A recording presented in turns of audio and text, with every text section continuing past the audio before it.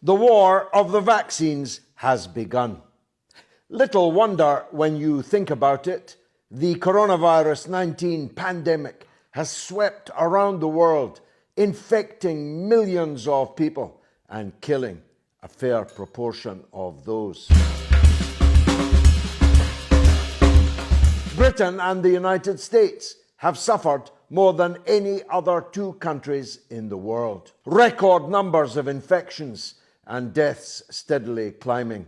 In the United States, on this, the day of recording, the biggest number yet. It didn't melt away when the spring sunshine came, as Donald Trump had predicted, and no amount of disinfectant or light into the lungs has made any difference at all. Economies all around the world have been as devastated as the public health of their population. And so the race for a vaccine was inevitable. The point is, though, that Russia won the race. The Sputnik V vaccine has proved astoundingly efficacious with virtually no side effects at all.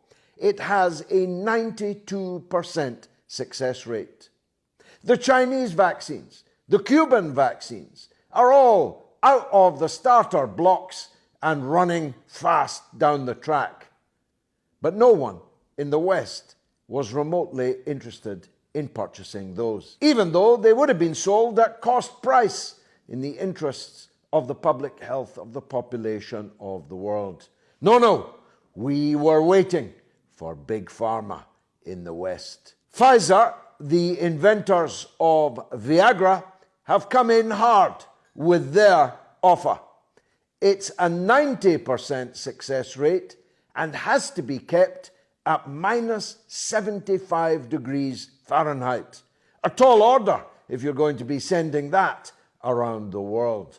Moreover, to the public health authorities, it's going to be costing $15 a shot. It's not nearly as far along in terms of its development as the Russian and Chinese vaccines are, but hey, what does that matter? The only thing that counts in Britain and America is making sure that the taxpayers' dollars and pounds ends up in the pockets of cronies.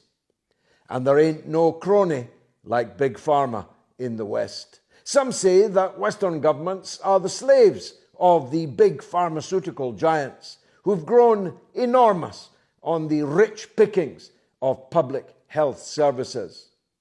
But actually, it's probably the other way around. The revolving door between government and big business is such that the people making the orders today will be working for those very corporations tomorrow. Me, I just want a vaccine. At my age, and with 5 young children, I can't afford to get coronavirus. So I'll take the vaccine. I offered to take the Sputnik V vaccine live on air on my show on RT. They haven't yet taken me up on that. I believe in vaccines. My latest child, 3 months old, has just come back from the doctor, where she received a raft of vaccines necessary to protect her from the scourge of things like TB and meningitis.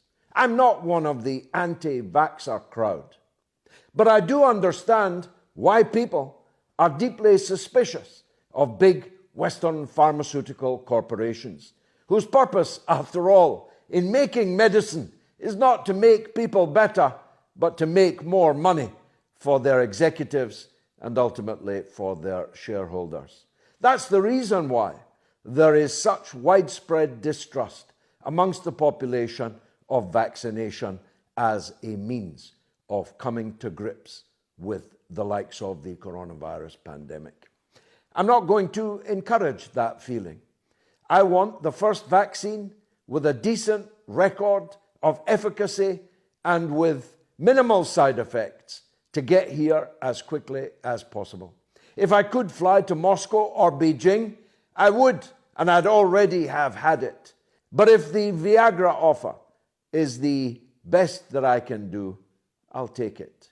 But it is a sad state of affairs that what counts in the race for a vaccine for a deadly pandemic is who is going to make the biggest profits from it.